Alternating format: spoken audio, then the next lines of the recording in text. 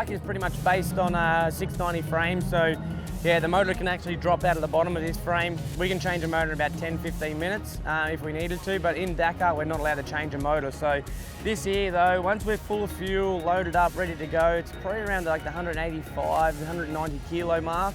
We can still get a top speed of around the 165, 67 kilometers an hour.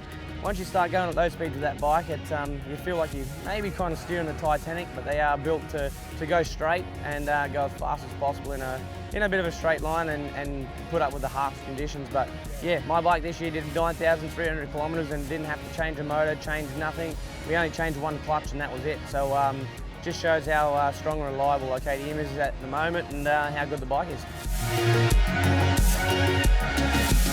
This here bike actually was last year's bike we finished third on, and yeah, we've just got, instead of the white plastics, they've put the Red Bull graphics on for us at the moment to get us a bike over here in Australia to do a bit of practice on. But yeah, these are a pretty special bike. These are only built to do one thing and one thing well, and that's the Dakar race.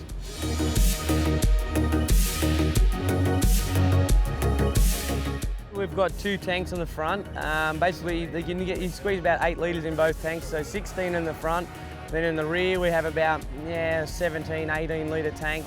So yeah, you've got a lot of fuel on board, a lot to carry. Down the bottom here, we've got a clear tank that we've got to fill with water.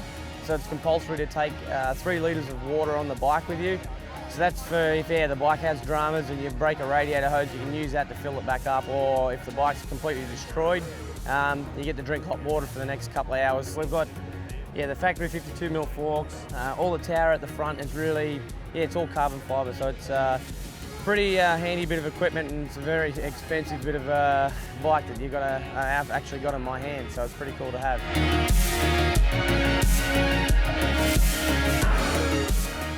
The big silver part here, the aluminium part, is actually where our road book and our map goes for the day. That pretty much gives us all our directions for the day.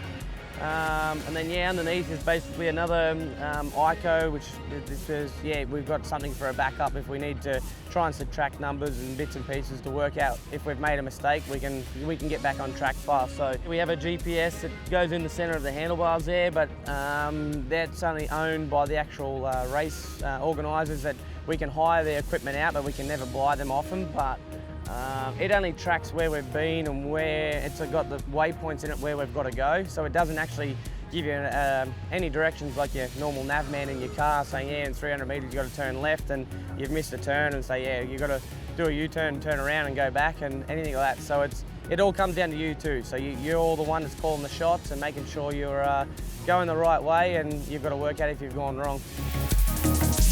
Compared to your normal like KTM SXF, there's a massive big difference in it. So these are pretty much, like I say, a one-off motorcycle. Luckily enough, I've got one of them in my hands. It's kind of like a bit of a Ferrari of motorcycles, or the Lamborghini of motorcycles. Not many people get to ride these things, and I'm one of the lucky ones that I've been able to get one of these in my hands.